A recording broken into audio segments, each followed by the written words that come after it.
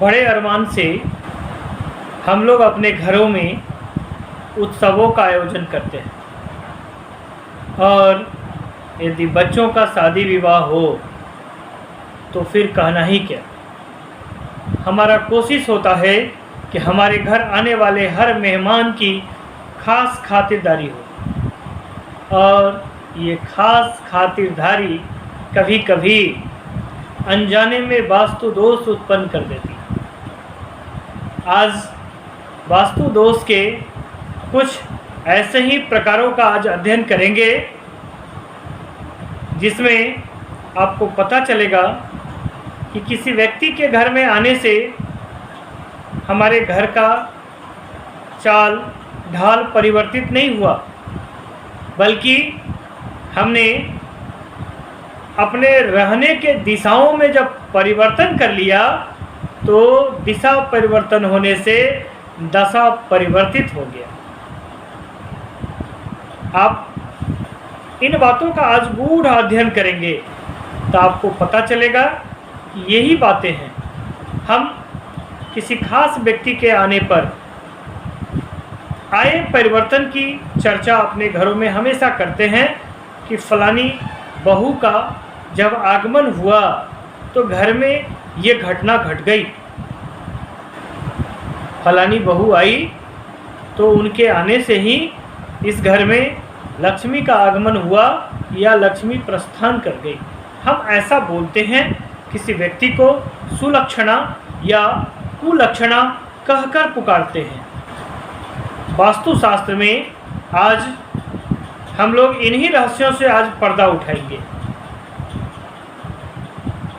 कहीं कहीं ऐसा घरों में देखा गया है कि जब बेटे का विवाह हुआ तो माता और पिता ने बड़े अरमान से बहू के घर में आने के पहले अपने रहने सहने की व्यवस्था और संसाधनों में आमूल चूल परिवर्तन किया। बहू आ रही है, इसलिए माता और पिता ने ऐसा सोचा कि बहू को चांद की चांदनी और सूर्य का प्रकाश उतना ही मिले जितनी ज़रूरत है, और इसलिए माता पिता ने बड़े अरमान से एक कल चापाकल पानी उत्पादन की व्यवस्था आग्नेय में कर दिया। अग्नि और पानी में तो बैर है। जब हम साउथ ईस्ट में जल उत्पादन की व्यवस्था करते हैं तो ऐसे घरों में रहने वाले लोग का आपस में बिल्कुल नहीं बनता है। केवल इतनी ही समस्या हो तो कोई बात नहीं। एक जल के उत्पादन केवल कर देने से कई समस्या आने लगती, और धोखे से यदि यहाँ शौचालय का व्यवस्था आपने कर दिया, शौचालय का टंकी बनवा दिया, तो जिस बहू के लिए आपने सपने हजार देखे हैं कि मेरी बहू आएगी तो उनको ऐसे रखेंगे, उनको ऐसे मानदान करेंगे, उनको 7 पालकी में बिठा के लाएंगे और 7 सपने उनके 7 अरमान पूरे करेंगे, उनके आते ही उनकी मन स्थिति, उनकी भौतिक स्थिति में बदलाव आ जाता है। फूल सी कोमल बहू जो चंद्रमुखी बनकर आती है, बाद में सूर्यमुखी और ज्वालामुखी हो जाती है।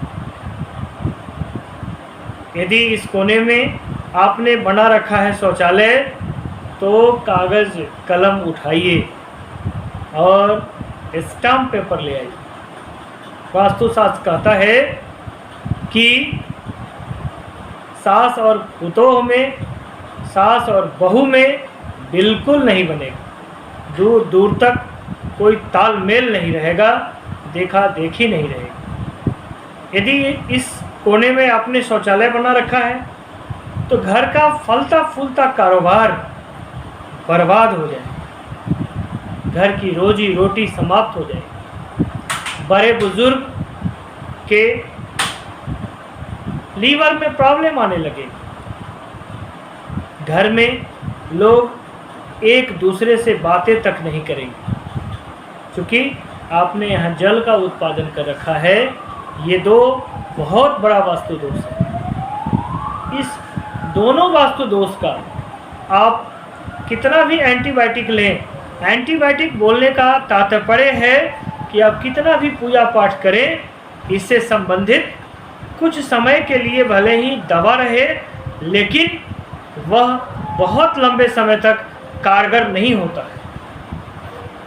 वास्तु दोष हटाने के लिए बहुत सारे विद्वानों ने YouTube पर बहुत बड़ी बड़ी बातें की हैं। याद रखिएगा, ये कुछ समय के लिए थोड़ी सी राहत जरूर देता है, लेकिन यह समूल राहत नहीं देता है। यह बर्बादी के कगार पर ला करके रख देता है। हमने बड़े बड़े रईसों के रईसी जाते हुए देखे हैं।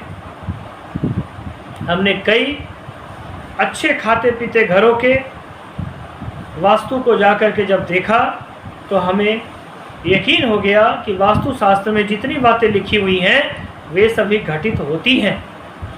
इसमें कहीं कोई संदेह नहीं है। आप स्टाम्प पेपर लेकर ले आइए, मैं लिख देता। आज इस दिव्य ज्ञान की अलौकिक औषधि से हमने आपको रूबरू कराया। यदि संभव हो, क्योंकि वीडियो बड़ी अच्छी बनी है, आपके उपयोग की है, आपके जितने जानने वाले हैं, और यदि किसी व्यक्ति के घर में इस तरह का वास्तु दोष है तो छायावाद के रूप में आप मेरे इस वीडियो को उनके घर तक पहुंचा दीजिए। कल तक जिन्हें कुलक्षणी कहा जा रहा है, धीरे धीरे जब वे इस बात को समझेंगे, आज से उन्हें सुलक्षणी कहा जाएगा और वास्तु दोष समाप्त करने के लिए वे एक निश्चित प्रयास करेंगे। आपसे आग्रह है, इस वीडियो को आप अपने सभी सगे संबंधियों तक जरूर पहुंचाइए। नए हैं तो सब्सक्राइब कर दीजिए, पुराने हैं तो वीडियो को लाइक कर दीजिए। आज इतना ही। कल फिर नई जानकारी के साथ आपको नया अपडेट दूंगा। आज इतना ही। जय जानकी मैया।